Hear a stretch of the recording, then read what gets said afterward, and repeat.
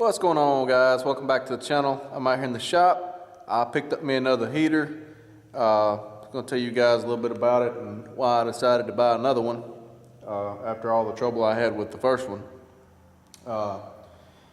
This one here is the first one I bought, and the model numbers is a little bit different on these. This is a DFVA and this is a TSDR or whatever. Other than that, they're the same heater. But anyway, I've got about 80 hours on this one here, and when I first got it, it had a fuel leak, and the hour meter in here wouldn't work. They sent me another one of them. They sent me the part to fix the fuel leak with. I got it going, and it has been the most reliable heater like this that I've ever had. Now, I've got the old style over here that's got the old air pump in the back of it, and this thing here is so finicky. I'm always having to mess with it. The little pump in here gets a little wear in it and you lose air pressure, and right now I've got the screw screwed all the way in, and the air pressure is getting down to about 6.5, which is about the minimum setting. It's supposed to be about 8. So it's got some wear in the pump, and you know, in a shop environment like I got here, like when I did that fiberglass hood, had a bunch of dust in here, and this little filter don't really block out that fine dust that well, so that dust goes in there and it eats the pump up. It's another $50 or $60 to replace that pump, and I just get tired of messing with the thing. Like I say, it's really finicky with that pump set up, and I found that these here so far, it's never not lit whenever you plugged it in. Like this one here, sometimes I don't know if you guys are that familiar with them, but it will. Sometimes you plug it in, it don't want to light, and you have to turn it off and turn it back on, and it'll light then. It's just real finicky with the air pressure and everything. And I found, you know, these here's got the electric pump in it, and I found it to be a lot better as far as you know, lighting. And when it goes out, it comes back on. The thermostat works pretty good. But one of them is just not quite enough when it gets cool in here. Now, it's only about 50 degrees right now outside, so one of them is okay. But they had this one here on sale. They didn't have it in stock at Tractor Supply, but they had it on sale on their website, and I think it cost me a little over $400. That was shipped to my house and everything, tax and all. So that is not bad. I got, you know, 440,000, and I've got the fuel pressure set just a little bit high probably because it, but anyway, so maybe a little more than that. So almost a 500,000 BTU worth of heat for, you know, I probably got, I don't remember what I paid for this one, probably $850, $900 between the two of them. Almost a 500,000 BTU heat. But that's the most cost-effective heat that I found, and they get okay fuel economy, get about 15 miles to the gallon, but no, it's about 3.5 gallons an hour for both of them running, something like that. Anyway, guys, I'm not sure what that would be equivalent to in miles per gallon, but it's probably not far off. Say if you was to take a diesel pickup and drive 10 hours straight, you would probably use 40 gallons of fuel or so.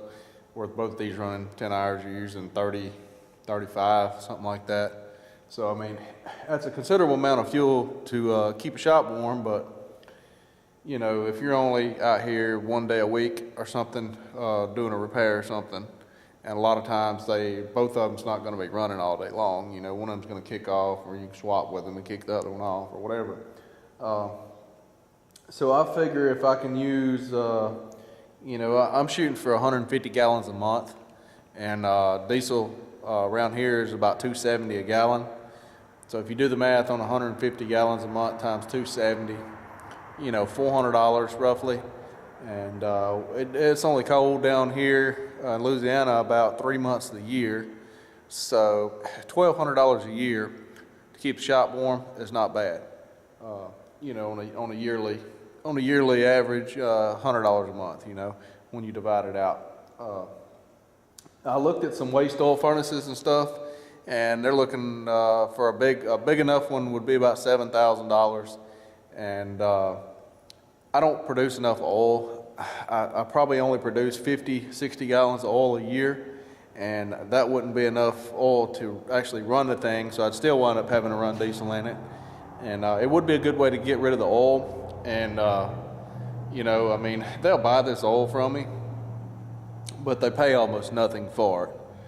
It's like 20 cents a gallon or 30 cents a gallon or something. It fluctuates, but so they almost give you nothing for it. It's just a way to get rid of it, really.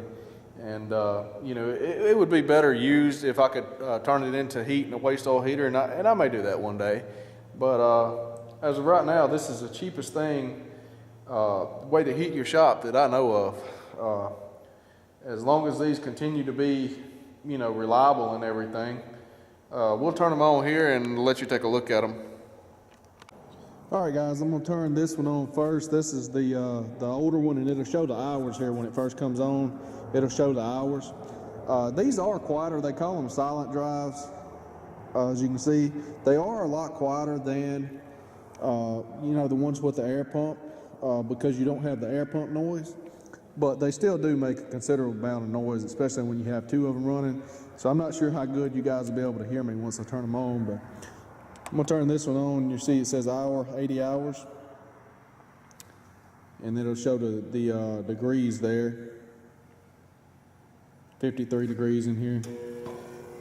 And then this one here, it's got 2 hours.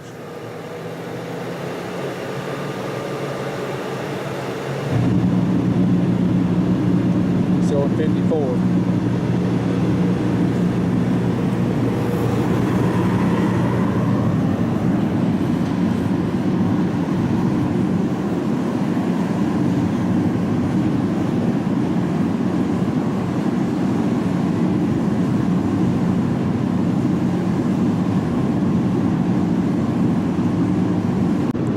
All right, guys, I got both of them on there and warmed up, and they've been running about 3 or 4 minutes. I'm across the other side of the shop here. I'm not sure how loud it's going to be on video, but you know, they do make some noise, but they are quieter than the air pump version. The other thing about the air pump version I've discovered, I've owned several of those things, and the smaller ones seem to hold up better. And I think the reason is because the bigger ones, like that one there that I have, that black one, is the heater is sized to the maximum of what the air pump can put out. Now they do make 2 different size air pumps for them, and the only difference is one of them is just a little bit thicker on the bigger heaters. But when it gets a little bit of wear in it, it don't put up enough air pressure to make the heater run properly.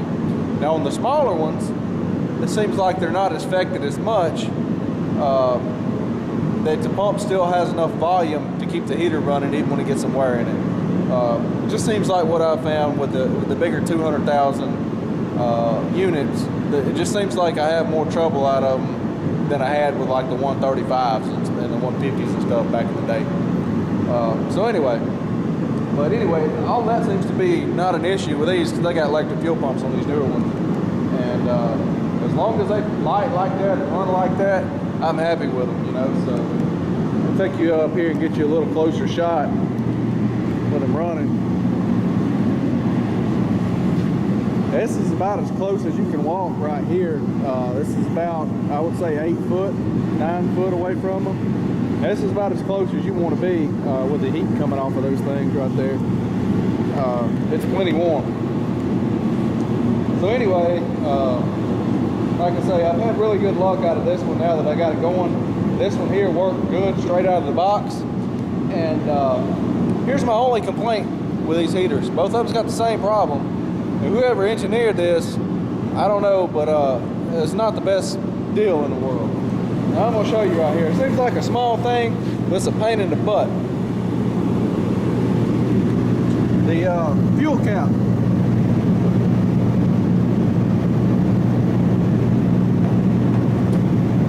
Has this little bar across it, a little pin, and that will move back and forth with just your fingers. And it has to be just right in order to lock in to these little notches right here. And you got to keep screwing with it. If you get it just right, it'll go on there. But if that pin slides to one side or the other, you know, during the process, you'll screw with that thing for seem like forever before you get it back on there. So I don't really like that design there. It should be something different with like some locking lugs or something other, or maybe a screw-on cap or something a little different than that. I mean, that works, but I just don't like it. It's pain in the butt. You got to put fuel in these things all the time. So anyway, thanks for watching, you guys. We'll see you next time.